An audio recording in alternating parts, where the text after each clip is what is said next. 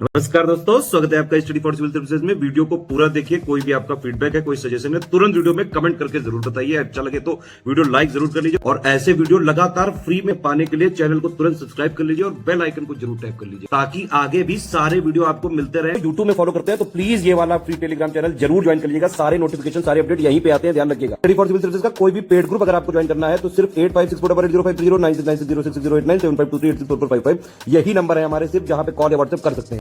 Instagram पे हमारा page जरूर फॉलो कर लीजिएगा, studyforcivil.services है। ट्विटर पे हमको जरूर फॉलो कर लीजिएगा, @studyforcivils है। दोस्तों, यूपी पीसीएस मेंस के सामान्य हिंदी के प्रश्न पत्र हेतु उचित अभ्यास के लिए यहाँ मॉक टेस्ट सीरीज पूरी चलाई जा रही थी और इस मॉक टेस्ट की श्रृंखला में ये चौथा मॉक टेस्ट है जिसे कि आप यहाँ देख रहे हैं। प्रश्नों को शुरू करते हैं। पहले हम गद्यांश अवबोधन से स्टार्ट करते हैं और उसी क्रम में आगे बढ़कर मुहावरों तक पूरा हल करते हैं। तो पहले प्रश्न में यानी अवतरण पहले में जरा ध्यान से देखिएगा क्या कहा जा रहा है। इसमें कहा गया है कि आखिर रूप के सौंदर्य और श्रम के सौंदर्य में क्या अंतर है। यहीं से मतलब ये प्रश्न पूछकर ही शुरुआत की गई। गहराई से समझने पर यह भाषाई गड़बड़ झाले के अलावा कुछ नहीं प्रतीत होता है। सौंदर्य की परिभाषा किसी न किसी प्रकार से रूप धरकर ही साकार हो सकती है, चाहे वह श्रम से उत्पन्न सौंदर्य हो या चेहरे की नैसर्गिक सुंदरता से हो या सज धज कर तैयार की गई सुंदरता हो या रणभूमि में वीरों के ओज की सुंदरता हो या प्राकृतिक सुंदरता हो। कैसी भी सुंदरता है, हर एक स्थिति में सौंदर्य के मानदंड जो है वो रूप पर ही प्रक्षेपित होते हैं। श्रम की सुंदरता का अर्थ तो यही है कि हम ऐसी सुंदरता जो कि श्रम के कारण उत्पन्न हुई है, न कि किसी नकली आवरण या प्रसाधनों के कारण उसका चिंतन करें या उसकी कल्पना करें। लेकिन ऐसी सुंदरता को समझने के लिए भी हम रूप से हट नहीं पाते। बस अंतर ये होता है कि यहाँ आप देखें, यहाँ हम तोड़ती पत्थर के माथे से ढुलकते पसीने और धूप में झुलसते चेहरे के सौंदर्य की बात करते हैं। हथौड़े मारते, कुदाल चलाते, पुष्टदेह बलवान भुजाओं के सौंदर्य की चर्चा करते हैं।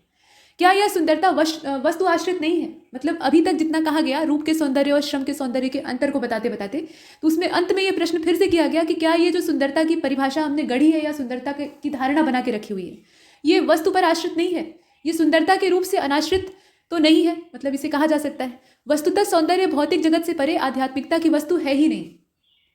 सौंदर्य शब्द का जब हम उल्लेख करेंगे ना तो वो आध्यात्मिकता की ओर जाएगा ही नहीं, वो तो भौतिकता का एक प्रतिमान ही है। सौंदर्य शब्द ही वहीं से निकला है, तो आप उसे किसी भी परिस्थिति में भौतिकता से अलग नहीं कर सकते। मतलब उसके लिए कहीं ना कहीं से आपको आकार तो लेना ही पड़ेगा।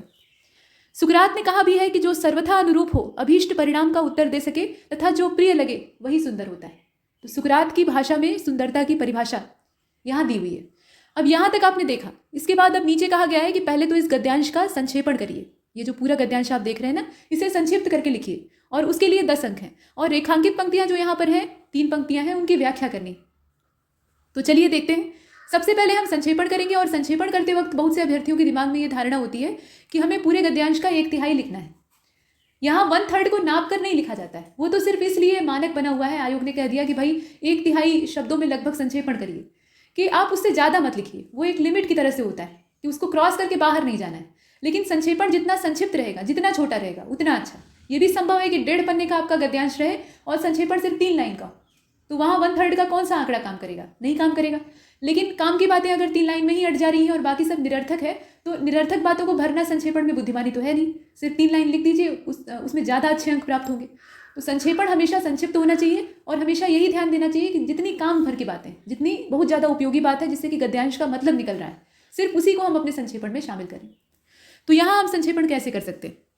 इसमें ये लिखा जा सकता है, हालांकि सबका अपना अलग अलग तरीका होता है, लेकिन फिर भी एक नमूना दिखाया जा सकता है। तो अगर यह फैसला करने का यत्न हो कि वास्तविक सौंदर्य किसमें निहित है, तो यह भ्रम की स्थिति को सृजित करेगा और मूल प्रश्न अनुत्तरित ही रहेगा। सौंदर्य की सारी परिभाषाएं प्रत्यक्ष और परोक्ष रूप आधारित है। मतलब चाहे सामने से वो रूप पर निर्भर है या घुमाकर रूप पर निर्भर है, लेकिन उन्हें अपनी परिभाषा गढ़ने के लिए एक रूप तो चाहिए, यानी एक भौतिकता की आवश्यकता होती। सौंदर्य शब्द जन्मा ही भौतिकवाद से, और सुकरात ने भी स्वनुकूल, लाभदायक और प्रिय वस्तु को ही सुंदर माना है। तो कुल मिलाकर सौंदर्य के जितने मानदंड हैं वो अंत में रूप पर आश्रित होते हैं, ये इसमें कहने का तात्पर्य है। तो इस प्रकार से आप संक्षेपण कर रहे हैं। इसके बाद अब व्याख्या करनी है। तो व्याख्या में सबसे पहले जो ऊपर की लाइन है उसको देखिए, आखिर रूप के सौंदर्य और श्रम के सौंदर्य में क्या अंतर है। तो यहाँ प्रश्न पूछ लिया गया है, उसी प्रश्न का उत्तर हमें व्याख्या में देना होगा। तो सौंदर्य की परिभाषा तय करना वास्तव में दुष्कर है। दुष्कर इसलिए है क्योंकि यहाँ तय परिभाषा ही नहीं है। जो भी भौतिकवादी व्यक्ति हैं उन्हें सौंदर्य प्रसाधनों से आच्छादित गोरे मुखड़े की तलाश होती है या सौंदर्य से युक्त देह की आवश्यकता होती है, और प्रकृति में भी उसी तरह के सौंदर्य को तलाशते फिरते रहने वाले लोग होते हैं। कहने का तात्पर्य यह है कि भौतिकतावादी अगर कोई मनुष्य है तो उसके लिए सौंदर्य के प्रतिमान बड़े ही आसान होते हैं। उसे सुंदर चमड़ी चाहिए होती है, गोरी, और बढ़िया कद काठी वाली कोई सुंदर नारी चाहिए होती है या सुंदर नर चाहिए होता है, जैसा व्यक्ति है, मतलब भौतिकतावादी मनुष्य है अगर, मतलब पुरुष है तो उसे सुंदर स्त्री की तलाश होगी, या सुंदर प्रकृति के सौंदर्य को वो देखना चाहेगा तो उसमें भी भौतिकता ही तलाशेगा। अब प्रकृति में भी उसी तरह के सौंदर्य को तलाशता फिरेगा। और कुछ व्यक्ति जो है वो आध्यात्मिक सौंदर्य के उपासक होते हैं, उदारवादी होते हैं, तो उनका जो सौंदर्य है या उनके सौंदर्य की जो परिभाषा है वो बौद्धिकता से पोषित होती है, बुद्धि पर आधारित होती है। राष्ट्रकवि दिनकर उन्हीं बुद्धिजीवियों में से थे जिन्होंने कि असली सौंदर्य का मतलब बताया। तो दिनकर जो थे वो भी सौंदर्य के उपासक थे, लेकिन उन्हें सौंदर्य किस प्रकार का चाहिए था, जो बुद्धि से पनपे। इसीलिए उन्होंने पूछा था कि तुम रजनी के चांद बनोगे या दिन के मार्तंड प्रखर, एक बात है मुझे पूछनी, फूल बनोगे या पत्थर, तेल फुलेल क्रीम कंघी से नकली रूप सजाओगे या असली सौंदर्य लहू का आनन पर चमकाओगे। तो उन्होंने यहाँ लहू के सौंदर्य को श्रेष्ठ माना था, न कि तेल फुलेल क्रीम कंघी से ढका हुआ जो बनावटी सौंदर्य होता है। तो इस प्रकार के सौंदर्य के उपासक दिनकर भी थे, यानी सौंदर्य के उपासक तो थे, और हर व्यक्ति होता है, और सौंदर्य का पूरा प्रतिमान रूप आश्रित होता है, इसमें कोई संदेह नहीं। रूप कैसा है ये अलग बात, लेकिन अंत में लहू का सौंदर्य हो या प्रसादित कमसिन सौंदर्य, दोनों ही भौतिकतावादी, दोनों में भौतिकता तो है, ये माना जा सकता है। इनमें सौंदर्य शब्द जो कि भौतिकता का ही प्रतिमान है उसको काटा नहीं जा सका, तब कैसा अंतर है, फर्क ही क्या रह गया। सच यही है कि सौंदर्य की बात जहां भी होगी वहां किसी न किसी चीज का सुंदर होना आवश्यक है, ये सबसे कड़वा सच है, ठीक है। चाहे वह सुंदर शरीर हो, सुंदर मन हो या सुंदर कर्म हो, कुरूपता के लिए कोई जगह नहीं है। मतलब कुरूपता शब्द जिसके साथ लगा वहां से सौंदर्य गायब हो जाएगा, ठीक है। यही सौंदर्य की नकारात्मकता है, मतलब कुरूपता के लिए कोई स्थान न होना, सिर्फ सौंदर्य और सिर्फ अच्छी चीजों को ही फोकस करना, यही इसकी नेगेटिविटी। फिर भी अगर हम अंतर करना चाहें तो गहन विश्लेषण के उपरांत एक ही बात समझ में आएगी कि लहू का सौंदर्य स्थायी होता है और क्रीम कंघी से संवरने वाला जो सौंदर्य होता है वो नश्वर होता है, क्षणिक होता है, जो कि अवस्था के साथ गायब हो जाएगा। तो इस प्रकार से हम बहुत कुछ लिख सकते हैं। लिखने के लिए इसमें आयाम खुले हुए हैं, आप अपने दिमागी घोड़े दौड़ा कर लिखिएगा। इसके बाद अगले पैराग्राफ को देखते हैं। पैराग्राफ नहीं बल्कि यहाँ पर लाइनें हैं, तो लाइनों के सहारे आप देख सकते हैं। अब ये है कि जैसे मान लीजिए कोई लाइन का अर्थ आपको समझ में नहीं आ रहा है, मतलब अंडरलाइन किया हुआ है, उसका पूरा मतलब आप क्लियर नहीं कर पा रहे हैं, तो उसके आसपास की पंक्तियों को भी देख लीजिए, क्योंकि वो गद्यांश से ही ली गई पंक्ति है। तो आसपास की लाइनों को देखने से अंदाजा लगेगा कि इसमें क्या लिखा जा सकता है, मतलब इसके बारे में क्या अर्थ निकाला जा सकता है। तो यहाँ आप देखें लिखा हुआ है सौंदर्य के मानदंड रूप पर ही प्रक्षेपित होते हैं। तो हालांकि पहले वाली जो व्याख्या थी रेखांकित पंक्ति की उसमें हमने इस बात की चर्चा की है, लेकिन यहाँ वही चीज़ और थोड़ा फोकस करके कहनी। तो सुकरात का विचार हमें अपने बनाए सौंदर्य के प्रतिमानों पर पुनर्विचार करने के लिए उद्वेलित करता है। अब यहाँ सुकरात के विचार को अगर आप जैसे भी लिखना चाहें लिख सकते हैं, लेकिन फिर भी ये दूसरे ढंग से कहा जा सकता है। सुकरात का सौंदर्य के बारे में कई सारा वाक्य दिया हुआ है, मतलब वाक्य और उदाहरण है, तो उसमें से आप कौन सा चुनते हैं ये आपके विवेक पर निर्भर करता है। और सिर्फ सुकरात ही नहीं, ऐसे बहुत सारे दार्शनिकों ने कहा है। सुकरात का उल्लेख यहाँ सिर्फ विशेष रूप से इसलिए किया गया है क्योंकि वो खुद सुंदर नहीं थे, मतलब अगर रंग रूप के हिसाब से देखा जाए तो वो सुंदर नहीं थे, गुणों में सुंदर थे। तो गुण का सौंदर्य उनका लोग देखते थे और इसी वजह से वो रोज शीशा देखा करते थे और आईना देखकर बहुत घंटों तक मुस्कुराते रहते थे। तो उनके शिष्य जो थे वो बड़े आश्चर्य में रहते थे कि इतनी भद्दी और बेडौल शक्ल वाला जो इंसान है वो इतना देर तक शीशे में आखिर देखता क्या है। तो एक दिन सुकरात उनके मुस्कुराने का और पीछे से जो असमंजस की स्थिति थी उसको भांप गए। तो वो शिष्यों से कहते हैं कि आईना देखने के पीछे असली वजह यह है कि मुझे रोज आभास होता रहे कि मैं कितना कुरूप हूँ और उसी के हिसाब से मैं अपने आंतरिक गुणों में वृद्धि करता रहूँ। तो ये सुकरात का सोचने का नजरिया था। उसके आधार पर उन्होंने बहुत सारी परिभाषाएं गढ़ी, लेकिन यहाँ जो परिभाषा उनके द्वारा दी हुई है उसको हम लोग फोकस करके उसी पर लिखेंगे। तो इसमें आप ये कह सकते हैं कि सुकरात के विषय में अगर बात की जाए तो वो एक भद्दे बेडौल कुरूप और नाटे बुद्धिजीवी की तस्वीर के रूप में हमारे सामने आते हैं। छोटे कद के थे और उनका चेहरा कुछ ऐसा था जैसे पत्थर की चट्टान पे कोई अस्पष्ट सी तस्वीर उकेर दी गई। सुकरात को भली प्रकार से यह ज्ञान था कि बाहरी रंग रूप में वह किसी खुरदुरी चट्टान जैसे, इसलिए उन्होंने अपने गुणों को निखारा, अपनी वैचारिक प्रखरता को संतुष्टि के शिखर तक पहुंचाया और बाहरी आकर्षण शून्य होने के बावजूद वो घंटों दर्पण निहारा करते थे। अभी आपको बताया गया ना। तो प्लेटो जो कि उनके साथ साये के समान रहता था, मतलब उनका सबसे प्रिय शिष्य, तो वो आश्चर्य में पड़ जाता था और एक बार जब पूछ लेता है तो सुकरात बता भी देते हैं कि मैं जानता हूँ कि मेरा बाहरी रूप जो है वो विरूप है, यानी विकृत है, इसलिए रोज दर्पण में उसे देखता हूँ ताकि मुझे अपनी रियलिटी का पता लगता रहे। और सुकरात भी मन के सौंदर्य में विश्वास करते थे, यानी कहीं ना कहीं से रूप पर आश्रित तो हो ही जाता है। मन खूबसूरत है, यानी यहाँ रूप की बात हो रही। भौतिकवादियों या भौतिकतावादियों और सुकरात जैसे बौद्धिक व्यक्ति में फर्क केवल बाहरी और आंतरिक सुंदरता के मायने का है, ठीक है। सुकरात ने अपनी तय की गई सौंदर्य की परिभाषा को दुनिया के सामने रखा और कहा कि जिस वस्तु से कार्य सिद्ध हो, जो भी वस्तु फायदेमंद हो, जो लाभ देने वाली हो, जो प्रिय हो, वही सौंदर्यपूर्ण है या वही सुंदर है। इस चीज को उन्होंने यहाँ पर कहा। तो इस प्रकार से आप लिख सकते हैं और उसी से आप इस बात को भी सिद्ध कर सकते हैं कि सौंदर्य के जो मानदंड होते हैं वो रूप पर ही प्रक्षेपित होते हैं। मतलब सुंदरता की बात जब भी हम करते हैं तो उसे हम रूप से अलग करके नहीं देख सकते। यहाँ दोनों ही पंक्तियों की व्याख्या एक ही में हो गई। आप चाहें तो इसे अलग अलग करके अलग अलग व्याख्या कर सकते हैं और वही आपको करना भी है। मतलब 2 रेखांकित पंक्तियां नहीं बल्कि 3 रेखांकित पंक्तियां हैं, जैसा कि आप यहाँ देख पा रहे हैं। ऊपर है, उसके बाद ये वाली है और ये वाली, ठीक है। तो ये जो बीच वाली पंक्ति है इसमें भी सुकरात का उल्लेख आप कर सकते हैं, जैसा कि किया गया, और नीचे वाली पंक्ति में तो करना ही है क्योंकि कथन ही उन्हीं का है। तो इस प्रकार से आप व्याख्या को अपनी बढ़ा सकते हैं, डिटेल लिख सकते हैं। बस ये देख लीजिएगा कि उसमें कितने अंक निर्धारित हैं।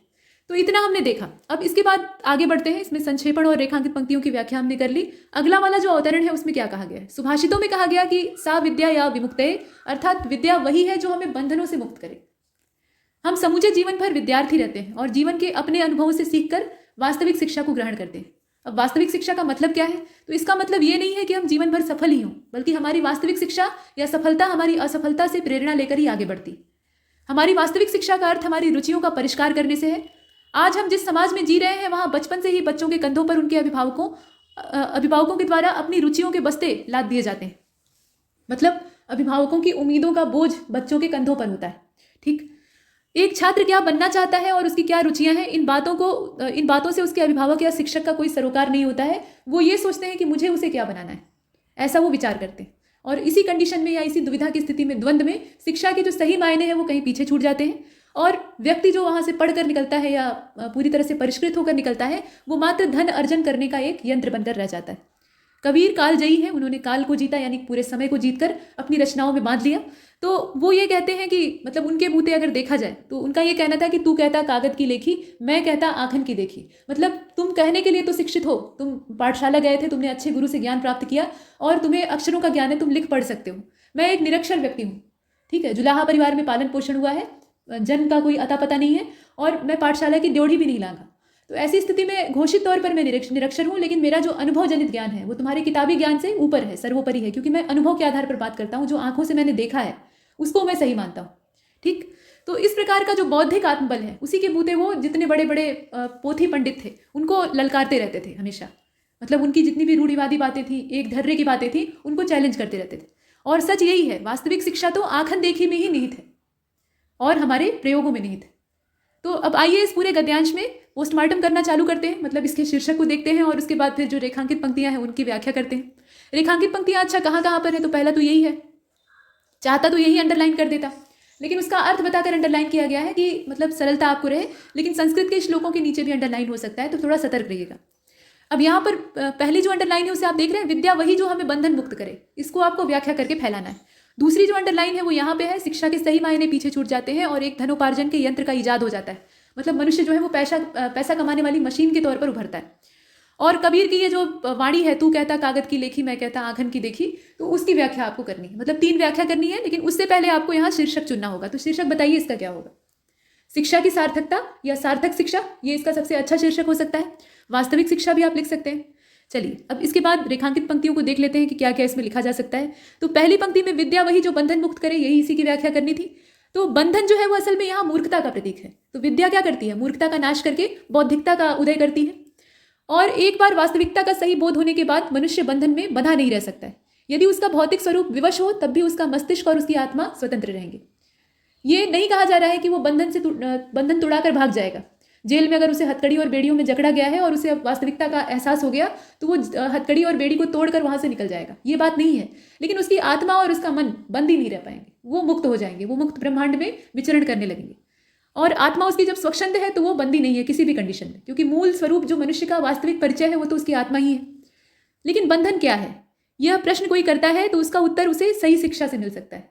सही भी तो है, मतलब यहाँ हम उसको तर्क अपने पक्ष में दे सकते हैं कि सही भी तो है। जब मुक्ति किसी चीज़ से पानी है तो यही नहीं पता है कि मोक्ष जैसे भारी भरकम सिद्धांत, मतलब यहाँ कहने का तात्पर्य यह है कि जिस व्यक्ति को आप मोक्ष दिलाना चाहते हैं, बड़े बड़े महापुरुष यही तो बात करते हैं कि हमें मोक्ष की प्राप्ति के लिए प्रयास करना चाहिए, न कि छोटे छोटे ये जो सांसारिक बंधन है इनके लिए। तो अगर सामान्य व्यक्ति को यही नहीं पता है कि मोक्ष दरअसल होता क्या है, तो वो किस चीज़ के लिए प्रयास करेगा? जब आपको अपने लक्ष्य के बारे में पता रहेगा तभी तो आप समुचित प्रयास करेंगे। तो इसलिए पहले यही बताना आवश्यक है। और विद्या केवल उत्तर ही नहीं देती है बल्कि प्रश्न करना भी सिखाती है। विद्या का काम या किसी शिक्षक का काम सिर्फ उत्तर देना नहीं होता है, बल्कि वो परीक्षार्थी या विद्यार्थी से प्रश्न करने का तरीका भी मतलब उस व्यक्ति को सिखाने का काम करता है। और बंधन मुक्ति की दिशा में आगे बढ़ने वाले सच्चे साधक का पहला जो लक्षण है वो प्रश्न करने वाला ही होता है। प्रश्न करना, फिर कारण का पता लगाना, और जब तक संतोषजनक उत्तर न मिल जाए तब तक अनवरत अन्वेषण करते रहना, ये एक सच्चे जिज्ञासु व्यक्ति की पहचान है। चाहे वो एक छात्र हो या अधेड़ उम्र का व्यक्ति हो या वृद्ध ही क्यों ना हो, क्योंकि मनुष्य तो अपने पूरे जीवन भर विद्यार्थी ही बना रहता है और उसे बना रहना चाहिए। तो इस प्रकार से आप लिख सकते हैं। और देखिए इसमें रेखांकित पंक्तियों की क्या व्याख्या हो सकती है, तो हमने पहली वाली की। दूसरी व्याख्या को देखते हैं। इसमें कहा गया कि शिक्षा के सही मायने कहीं पीछे छूट जाते हैं और धनोपार्जन का एक यंत्र इजाद हो जाता है। तो शिक्षा वही सार्थक है जो बंधनों से मुक्त करे, अभी पीछे हमने उसी को देखा है। लेकिन ऐसे देखें तो प्रत्येक विद्यार्थी एक साधन और मतलब एक साधक और मुक्ति का हकदार मालूम होता है। मतलब ये हमने कहा ना कि विद्या वही है जो बंधन मुक्त करे। तो विद्या तो आजकल हर मनुष्य ग्रहण कर रहा है, ज़्यादातर लोग साक्षर है। साक्षरता का दर अपने साक्षरता का प्रतिशत अपने देश में देख लीजिए कितना ढेर सारा है और बढ़ता ही जा रहा है। तो इतनी लिटरेसी रेट है, इसका मतलब है कि इतने लोग मोक्ष के हकदार हैं। ऐसा नहीं है।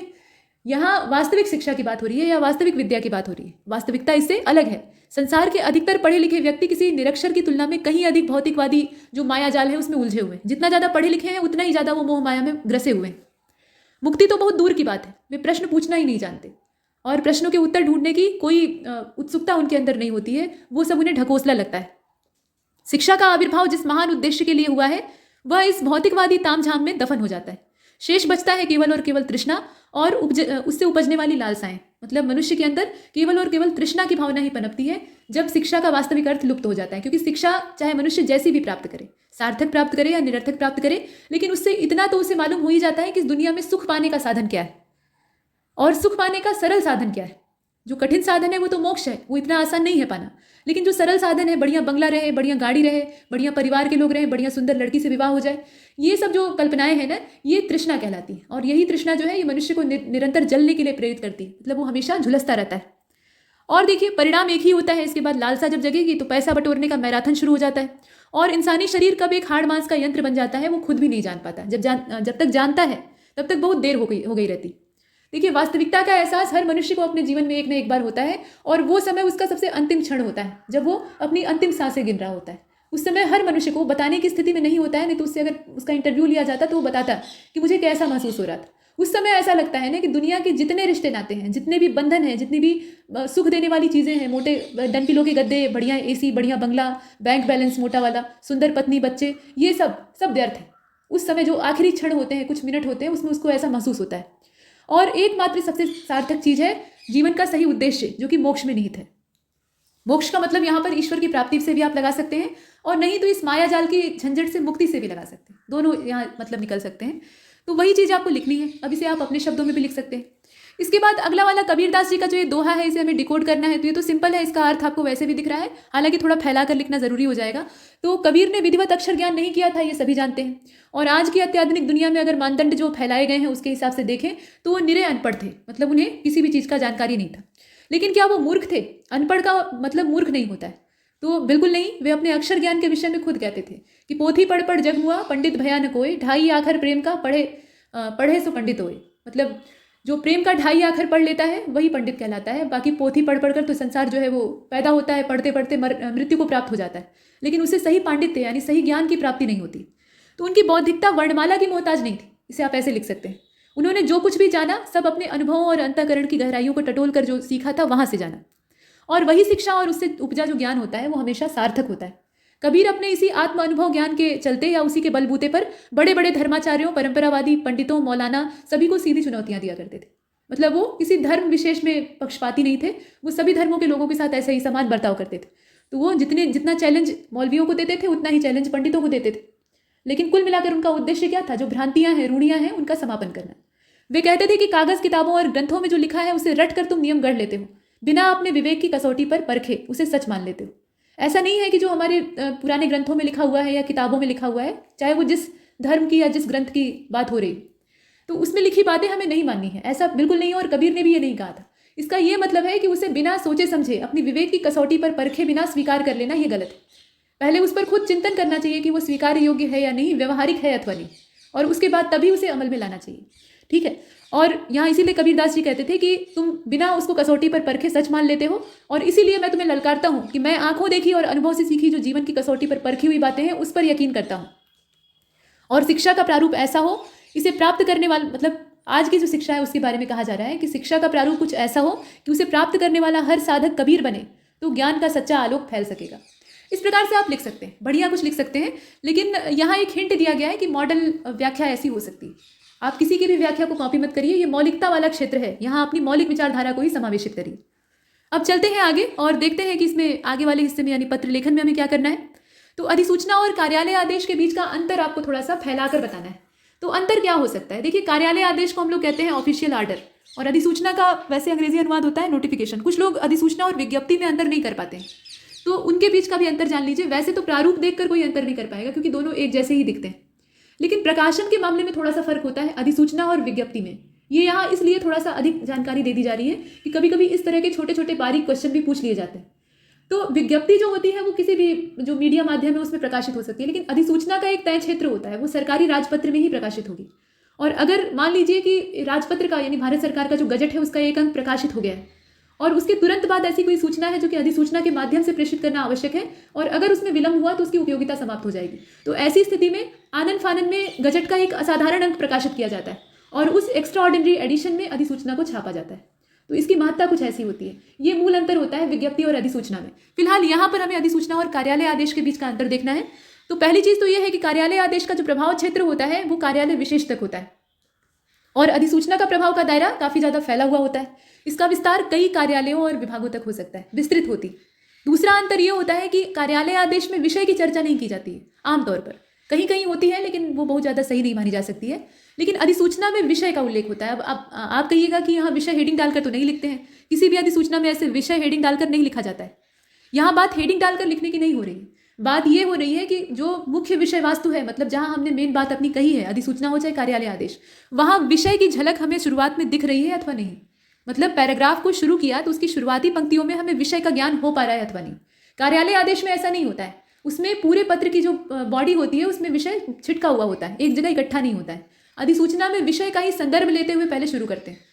ये दोनों के बीच का अंतर होता है, ठीक है। इसके बाद और क्या अंतर हो सकते हैं? तो कार्यालय आदेश में पृष्ठांकन उतना आवश्यक नहीं होता है। पृष्ठांकन मतलब नीचे वाली जो फॉर्मेलिटी होती है, भवदीय, हस्ताक्षर, आज्ञा से और प्रतिलिपियां प्रेषित, ये सब वाला जो हिस्सा होता है उसका उल्लेख नहीं किया जाता। मतलब जरूरी नहीं होता है, आप कर भी सकते हैं। लेकिन अधिसूचना में अगर पृष्ठांकन न कीजिए तो उसका कोई मतलब नहीं होता है। तो पृष्ठांकन वहाँ एक निर्णायक तत्व होता है, वो होना चाहिए। अगर आपने नहीं किया है तो वो गलत हो जाएगा। इसके अलावा प्रकाशन के स्तर की अगर बात करें तो उसमें बड़ा अंतर होता है, और प्रकाशन के ही स्तर पे अंतर अगर हम देखें तो विज्ञप्ति और अधिसूचना में भी होता है, वही एकमात्र अंतर है दोनों में। तो प्रकाशन के स्तर पर यहाँ कार्यालय आदेश और अधिसूचना में मौलिक अंतर ये है कि कार्यालय आदेश जो है वो समाचार पत्रों या अखबारों के माध्यम से प्रकाशित होता है, लेकिन अधिसूचना जो होती है वो सरकारी गजट में ही प्रकाशित होती है। अब ये ठीक है कि भारत सरकार के राजपत्र के जो अंक हैं वो हमारे अखबारों में दिखाई देते हैं, अखबार उस दिन मोटा आता है, उसमें ज़्यादा पन्ने होते हैं, है ना, गजट आपने देखा होगा, लेकिन उसका एक तय क्षेत्र है, उससे बाहर अधिसूचना आप कहीं नहीं देखेंगे, है ना। तो ये बीच का अंतर है। और सरकारी काम के प्रसंग में अगर देखा जाए तो किसी न किसी अधिकारी को दूसरे अधिकारी अथवा दूसरे मंत्रालय या विभाग के अधिकारी को किसी विशेष बात का ध्यान, यहाँ मतलब विशेष बात की सूचना आदि प्रसारित करने के लिए भी इनका सहारा लेना पड़ता है। तो कार्यालय आदेश का उद्देश्य तो आप वैसे भी जानते हैं, ठीक है, मतलब कार्यालय आदेश के उद्देश्य से आप परिचित हैं। यहाँ जो इस प्रश्न का पूछने का तात्पर्य है वो सिर्फ अंतर तक सीमित है। तो अब ये बताने का तरीका था, अब आपके ऊपर निर्भर करता है कि आप इस अंतर को बताते कैसे। अच्छा तरीका ये होता है कि बीच में से लाइन खींचिए, एक तरफ आप अधिसूचना डाल लीजिए और दूसरी तरफ कार्यालय आदेश डाल लीजिए। यहाँ जो चीज़ आप लिखिए उसी के तुलनात्मक रूप से यहाँ भी लिखिए, दोनों के बीच का फर्क दिखाइए। तो ये जो तुलनात्मक अंतर होता है ये देखने में स्पष्ट दिखाई देता है, मतलब समझ में आसानी से आता है, और परीक्षक को जब चीज़ें स्पष्ट तौर पर दिखाई देंगी तो वो नंबर भी अच्छे देगा। इसके बाद अब जो दूसरा वाला इसमें प्रश्न है उसमें अर्ध सरकारी पत्र की विशिष्टताएं और एक नमूना प्रस्तुत करना है। तो नमूना प्रस्तुत करने का मतलब यहाँ एक लिखा लिखाया पत्र आपको दिखाना होगा, तो वो काम आप कर सकते हैं, लेकिन विशेषता क्या होती है ये जान लीजिए। देखिए, जो सरकारी पत्र होते हैं वो एक ऑफिशियल लहजे में लिखे जाते हैं, मतलब नितांत ही मशीनी भाषा उसकी होती है, लेकिन अर्ध सरकारी पत्र जो होते हैं वो व्यवहारिक शैली के होते हैं, आत्मीयता का भाव उसमें होता है। ये पिछले वाले मॉक टेस्ट में भी कहा गया था। फिलहाल यहाँ अगर देखें तो सरकारी कामकाज के प्रसंग में कई बार एक अधिकारी को दूसरे अधिकारी से बात करनी पड़ जाती है, मतलब किसी बात पे ध्यान दिलाना है या कोई काम के लिए अनुरोध करना है तो व्यक्तिगत स्तर पर आग्रह करने की आवश्यकता पड़ जाती है, और ऐसी स्थिति में कोई स्पष्टीकरण अगर मांगना है तो भी आवश्यकता पड़ सकती है। तो इस कंडीशन में अर्धशासकीय पत्रों का सहारा लिया जाता है, और इस पत्र का स्वरूप व्यक्तिगत पत्र के समान होता है। इसमें उत्तम पुरुष और द्वितीय पुरुष में यानी मैं और आप आदि के जो संबोधन होते हैं उससे बात करते हैं, और प्रसंग इसका कोई सरकारी काम ही होता है। ऐसे नहीं कि घर का हालचाल पूछने लगे दूसरे अधिकारी से, ये बात नहीं है। मित्रवत शैली का मतलब ये नहीं है कि वहाँ चाय पार्टी का उल्लेख होने लगे, कोई सरकारी काम ही है, लेकिन उसको आप विभागीय स्तर पर बात न करके संबंधित अधिकारी से मित्रवत शैली में बात करके मीठी वाणी बोलकर काम निकालना चाह रहे हैं, तो उसके लिए होता है अर्ध सरकारी पत्र। और ये पत्र आमतौर पर गोपनीय होता है। गोपनीयता की वजह से ही अर्ध सरकारी पत्र उतने ज़्यादा हमें चित्र के माध्यम से या जो गूगल बाबा हैं उन पर दिखाई नहीं देते हैं। बाकी जो पत्रों के प्रारूप हैं वो हमें मिल जाते हैं, आराम से मिल जाते हैं, खासतौर पे सरकारी पत्र है या परिपत्र है, ये सब दिखाई देते हैं। लेकिन डीओ अपने ओरिजिनल फॉर्मेट में बहुत कम दिखाई देते हैं। उसकी वजह यह है कि एक व्यक्ति भेजता है और दूसरा व्यक्ति उसको पढ़कर जेब में रख लेता है, मतलब दो इंसानों के बीच में वो सीमित रहते हैं, तो तीसरे का उसमें काम ही नहीं है, प्रतिलिपियाँ इत्यादि इनकी जल्दी भेजी नहीं जाती हैं। तो इस स्थिति में इनका प्रकाशन हो पाना थोड़ा मुश्किल हो जाता है, और यही वजह है कि इनको लेकर भ्रांति लोगों के दिमाग में फैली हुई है कि चलिए इसमें भी विषय लिख देते हैं, जबकि वास्तव में ऐसे पत्रों में विषय लिखना घातक सिद्ध हो सकता है। अब इसके बाद आप देखें कि इस पत्र का जो स्वरूप है वो व्यक्तिगत होता है। लिखा कैसे जाता है? तो लिखने का तरीका यह है कि पत्र में सबसे ऊपर दाहिने हाथ पर पत्र संख्या, नीचे सरकार और विभाग का नाम, फिर कुछ नीचे प्रेषक और उसके पद का नाम, फिर संबोधन जैसे प्रिय श्री, और उसके बाद नाम से भी आप संबोधित कर सकते हैं, जाति सूचक संबोधन भी लगा सकते हैं। फिर प्राप्तकर्ता का नाम पता जो है वो बाएं हाथ की तरफ नीचे उसी के लिखते हैं। अब इसमें आपके ऊपर है, जो प्रेषिती है उसका जो पता और नाम है उसको आप सबसे नीचे बाईं ओर लिख सकते हैं, यानी पत्र पूरा खत्म हो जाए तब बाएं साइड में नीचे लिख सकते हैं। और इसमें जो संबोधन होता है वो प्रिय श्री या प्रियवर, इस तरह के संबोधन, मतलब आत्मीय शैली का जो संबोधन होता है उससे इस्तेमाल करते हैं। और इसके बाद बात की समाप्ति जो होती है उसमें दाहिनी ओर ससम्मान या सादर या शुभकामनाओं सहित ऐसे लिखकर फिर भवदीय लिखकर हस्ताक्षर अपना पद नाम इत्यादि लिख देते हैं। यही तरीका होता है। इसमें बहुत ज़्यादा फॉर्मेलिटी नहीं होती है, बिल्कुल फॉर्मेलिटी नहीं होती है। और विशेषता क्या आप लिखिएगा इसमें? तो विशेषता ये हो सकती है कि सरकारी पत्र का ये एक उपभेद है, मतलब उसी का एक सब टाइप कह सकते हैं, लेकिन ये सरकारी पत्र से काफ़ी अलग होता है और सरकारी कामकाज के लिए ही इसका इस्तेमाल होता है। इसमें उत्तम पुरुष शैली का इस्तेमाल होता है, व्यक्तिगत और आत्मीय लहजे में इसको लिखा जाता है। सामान्य स्तर के अधिकारियों के बीच में ये बहुत ज़्यादा प्रचलित है। औपचारिकता का इसमें एक रत्ती पालन नहीं किया जाता है, तो यही इसकी विशेषता है। तो लिखने के लिए बहुत कुछ है, आप प्रारूप बना सकते हैं। अब इसके बाद चलते हैं आगे। इसमें पूछा गया है चौथे प्रश्न के पहले पार्ट में कि प्रत्यय क्या होता है, तो इसमें देख, और साथ ही कुछ शब्द दिए गए हैं जिनसे कि आपको प्रत्यय अलग करने, और ठीक वैसे ही ख वाले खंड में पूछा गया है कि उपसर्ग क्या होता है, और नीचे जो दिए गए शब्द हैं उसमें से उपसर्ग अलग करिए। तो पहले प्रत्यय वाला काम कर लेते हैं। शब्दों के पीछे जुड़कर ये अपना काम करते हैं, मतलब उपसर्गों की अगर बात करें तो आगे जुड़ते हैं, प्रत्यय पीछे जुड़ते हैं। पहले प्रत्यय ही पूछा गया है, तो शब्दों के पीछे जुड़कर ये शब्दों के अर्थ में परिवर्तन ले आ देते हैं या उसके प्रभाव में अंतर ले आ देते हैं, मतलब उसके प्रभाव को कम भी कर सकते हैं, बढ़ा भी सकते हैं, या बिल्कुल ही अर्थ बदल सकते हैं। अब यहाँ जो शब्द दिए हैं उसमें से आपको अलग करना है प्रत्यय। तो चतुराई है, चतुर्धन आई, इसमें आई आपका प्रत्यय है। मेहनताना आप देख रहे हैं, तो इसमें मेहनत प्लस आना, आना ये प्रत्यय हो जाएगा। अकल प्लस मंद, अकलमंद, मंद जो है इसमें प्रत्यय है, अकल जो है वो मूल शब्द है। वीरता में ता प्रत्यय है, और घुरमुराहट जो है इसमें हट प्रत्यय है जो कि बाद में जुड़ा हुआ है। तो इस प्रकार से आप प्रत्यय आराम से अलग कर सकते हैं। उपसर्ग की परिभाषा आप जानते हैं कि शब्द में आगे लगकर ये शब्दों के अर्थ में परिवर्तन ले आ देते हैं। तो यहाँ शब्द दिए हैं उनमें से उपसर्ग आपको अलग करना है। उपवन लिखा है, तो उपधन वन, यहाँ उप जो है वो उपसर्ग है और वन जो है वो क्या है, मूल शब्द है। इसके बाद दुशासन में दुस धन शासन, तो दुस जो है ये दुष्कर, मतलब इसका अर्थ होता है दुष्कर या दुर्गम, जिस पर शासन करना दुष्कर हो या कठिन हो, उसको कहेंगे दुशासन। इसमें दुस उपसर्ग है। इसके बाद बेअकल, तो बेअकल में बे उपसर्ग है जो कि अरबी का उपसर्ग है, माफ कीजिएगा, बे जो है वो फारसी का उपसर्ग है जो कि इसके साथ लगा है, और अकल मूल शब्द है। इसके बाद अंकेक्षण, अंकेक्षण में अंक धन ईक्षण, इस प्रकार से इसे लिखा जा सकता है। तो अगर ये प्रत्यय के संदर्भ में आता, ठीक है, अंक धन ईक्षण जो आप देख रहे हैं ना यहाँ पे, ये वाला, इसमें आप दो तरीके से कर सकते हैं। अंक प्लस ईक्षण, ये लिखा बड़ी होती है और ये क्षत्रिय वाला छ होता है। तो अगर उपसर्ग के लिहाज से देखा जाए तो अंक इसमें उपसर्ग है, लेकिन अगर प्रत्यय के लिहाज से देखा जाए तो अंक मूल शब्द बन जाएगा और ईक्षण आपका प्रत्यय हो जाएगा। तो ये दोनों ही रूपों में देखा जा सकता है, दोनों में देखने में कोई समस्या नहीं। फिलहाल विलोम शब्द की ओर चलते हैं और नौलखा को देख लीजिए। तो इसमें आपका नौ जो है वो उपसर्ग है जो कि एक संख्या सूचक शब्द है। इसके बाद ग वाले पार्ट में आपसे कहा गया कि विलोम शब्द बताइए। तो आरोह है, आरोह का क्या होता है, अवरोह, विलोम उल्टा हो जाएगा। दुशासन का सुशासन हो जाएगा। बेअकल का अकलमंद हो जाएगा। अंकेक्षण का क्या होगा, अभी अंकेक्षण शब्द हमने देखा, अब इसका विलोम हमें बताना है। तो इसका अंकन हो जाएगा। असल में अंकेक्षण का मतलब होता है अंकों का सर्वे करना, विश्लेषण करना और पृथक्करण करना, मतलब उन्हें कैटेगरी वाइज डिवाइड करना। और अंकन का मतलब होता है अंकों को इकट्ठा करना, मतलब आंकड़ों का संग्रहण करना। इसके बाद नौलखा है, तो नौलखा का मतलब होता है मूल्यवान, यहाँ तात्पर्य मूल्यवान से है। तो इसका हो जाएगा कौड़िया, कौड़िया भाव विज्ञा, यानी एकदम बेभाव विज्ञा। तो कौड़िया मतलब मूल्य विहीन, कौड़ी के भाव बिकना यानी मूल्य उसका कोई भी न लगना, बेकार चीज।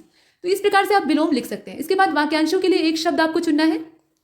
तो ऐसी जीविका जो कि आकस्मिक हो, मतलब कोई तय नहीं है कि वो मतलब उसमें कुछ आमदनी होगी या नहीं होगी, जब मिला तो पा लिए या खा लिए और उसके बाद फिर पड़े रहे। इस प्रकार की जो आजीविका होती है इसको आकाश वृत्ति कहा जाता है। इसके बाद अगला यहाँ लिखा हुआ है, इसे आप देखिए, ये वाक्य, ऐसा जन्मांध व्यक्ति जिसकी मेघा ही उसकी नेत्र ज्योति है, मतलब उसकी जो बुद्धि है, उसकी जो प्रज्ञा है वही उसके लिए नेत्र ज्योति का काम कर रही है। वैसे तो वो जन्म से ही अंधा है, जैसे सूरदास जी। तो ऐसे व्यक्ति को क्या कहा जाएगा, प्रज्ञा चक्षु कहा जाएगा। प्रज्ञा यानी उसकी बौद्धिकता, और वही उसके लिए चक्षुओं का काम कर रही है, यानी नेत्र का काम कर रही है। इसके बाद आप देखें परंपरा से एक लीक भी इधर या उधर ना होने वाला, तो ऐसे व्यक्ति को क्या कहा जाएगा? दकियानूस या रूढ़िवादी कहेंगे, दोनों में से कोई भी इस्तेमाल कर सकते हैं। यहाँ परंपरावादी मत कहिएगा। परंपरावादी का मतलब ये होगा कि परंपराओं के आधार पर चलने वाला, लेकिन परंपराओं को बिना सोचे समझे आंख मूंद कर मानने वाला और उससे रत्ती भर भी टस से मस न होने वाला, तो उसको कहेंगे रूढ़िवादी या दकियानूस। इसके बाद पृथ्वी और अन्य खगोलीय पिंडों के बीच का रिक्त स्थान, इसको अंतरिक्ष कहेंगे। और ऐसा मूड जिसे कि समझाने पढ़ाने का भी कोई असर न पड़े, मतलब ऐसे भी मूर्ख होते हैं जो कि लाख पढ़ा लीजिए लेकिन उसके बाद भी उनके ऊपर से कुछ नहीं, मतलब उसके अंदर कोई प्रभाव नहीं दिखाई देता, तो इसे मूढ़ कहा जाता है। मतलब लिखा कैसे जाता है? ये ढ होता है, इसके नीचे ऐसे बिंदी होती है, इन्हें मूढ़ कहते हैं। तो मूर्ख और मूढ़ में थोड़ा सा अंतर है। ये मूर्ख और रूढ़ से मिला हुआ शब्द है, मतलब दोनों का संकर करके बनाया गया शब्द है।